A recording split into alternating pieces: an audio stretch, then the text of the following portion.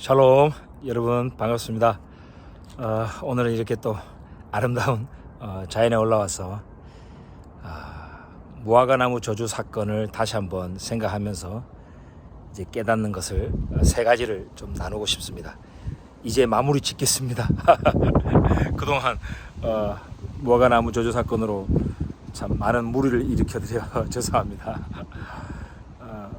첫 번째 영상에서는 이제 제가 막 비를 맞으면서 성경도 안 보고 이렇게 하다 보니까 성경의 그 스토리가 정확하게 기억이 안 된 상태에서 실수도 참 많이 있었던 것 같습니다. 그래도 여러분 참 동의하기 힘들고 이해하기도 힘든 그런 내용이 많이 있어도 늘 또 저와 이렇게 함께 해주셔서 너무나 감사드리고요. 여러분 이 무화과나무 저주 사건을 이제 마무리하면서 세 가지 중요한 영적인 교훈을 얻게 됩니다. 첫 번째, 예수님과 이스라엘은 하나다라는 것입니다. 무화과나무를 저주하셔서 말려버리신 사건은 이제 이스라엘이 곧 심판받을 것이다. 하나님께서 이스라엘을 말리실 것을 예표적으로 이제 보이신 행동이라고 볼 수 있죠. 근데 또 그 주간에 예수님이 실제로 십자가에 달려 죽으십니다. 하나님의 유월절 어린 양으로 심판받습니다.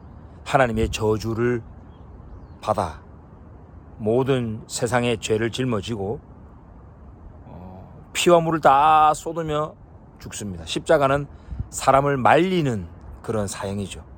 물과 피가 다 빠져버리는 것이죠. 마치 무화과나무가 다 뿌리째 말랐던 것처럼 우리 예수님도 그렇게 십자가 나무에서 다 목마르다 하시면서 죽으셨습니다. 이스라엘의 멸망과 예수님의 죽음, 그죠? 같이 일어났습니다.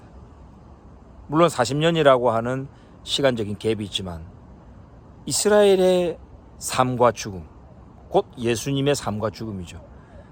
우리 예수님이 부활하셨기 때문에 사흘째 되는 날, 즉 사흘째 되는 연도, 밀레니엄이 지나고 두 번째 밀레니엄이 지나고 1948년 이스라엘 다시 부활했죠. 그죠? 또 예수님의 몸된 성전이 또 다시 세워지지 않을까 예상을 합니다.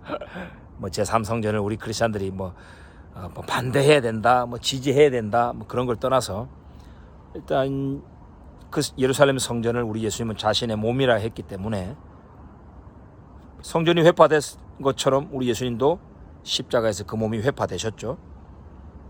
근데 예수님이 몸이 부활했단 말이에요. 그러면 성전이 또 다시 세워지지 않을까라는 생각도 해봅니다. 두 번째 교훈. 하나님은 저 이스라엘의 모든 실패도 자기의 책임으로 또 자신이 하시는 일로 돌린다라는 겁니다. 하나님도 자존심이 있습니다. 당신이 부르시고 당신이 세우신 나라, 당신이 영원한 언약을 맺으신 저 이스라엘이 이방 민족에 의해서 로마 군대에 의해서 회파되는 것이 이게 마치 그 패배한 것처럼 보이지 않겠습니까? 세상 사람들 눈에는. 그런데 그게 아니다라는 거예요. 주님이 먼저 예고하시는 거예요. 하나님이 하신다는 겁니다. 예수님이 말리신 거예요. 무화과나무를. 그죠? 예수님이 저주하셔서 말리신 거예요. 하나님이 이스라엘을 심판 가운데 넘기신 거죠. 로마 군대는 그냥 도구로 쓰임 받는 거예요. 절대로 예수님의 십자가 죽음도 뭐 이방인들이나 유대인에 의해서 살해된 게 아니라는 거예요. 하나님이 유대인과 우리 이방인의 구원을 위하여 하나님이 하신 일이다. 이것을 우리는 또 봐야 됩니다. 세 번째는 하나님의 신실하심이 그 무화과나무 저주 사건에 또 나와 있잖아요. 제일 마지막 부분 마가복음에 보면 하나님을 믿으라 나오잖아요. 여러분 그게 헬라어 원문에 보면은 have faith of God 이렇게 되어 있습니다. 하나님의 믿음을 가져라. 자, 여기서 이 피스티스, 이 믿음이라고 하는 것은 신실함이죠. 하나님의 신실함을 가져라는 겁니다. 무슨 말입니까? 지금은 초림 때는 예수님을 십자가에 넘기듯이 저 이스라엘을 이제 이방 군대에 넘길 거예요. 하나님 심판할 거예요. 그러나 재림이 이제 올 때 마지막 시대에는 하나님이 그 신실한 언약을 기억하셔서 이스라엘을 회복할 거라는 거예요. 하나님의 언약을 끝까지 기억하시고 지키시는 이 하나님의 신실함을 가져라. 우리 이방 크리스찬들이 저 이스라엘을 바라보면서 아이고 하나님께 심판받았다. 아이고 꼴 좋다.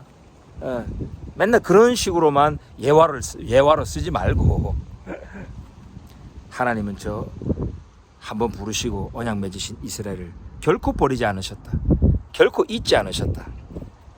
하나님은 반드시 회복하신다. 다시 무화과 나무 열매를 맺게 하신다. 그리고 마지막 날에 저 무화과 나무 이스라엘을 치러 온 이방 민족을 하나님이 심판하실 것이다. 이런 이스라엘을 향한 하나님의 신실하심, 하나님의 믿음, 이걸 가지라는 겁니다. 이 세 가지를 여러분 꼭 기억하시고 하나님의 그 신실하심을 묵상하며 할수록 우리도 그렇게 닮아가죠. 우리도 정말 충성되고 신실한 주님의 종이 되기를 간절히 원합니다. 여러분 또 남은 한 주 여러분 승리하시고요. 예, 샬롬.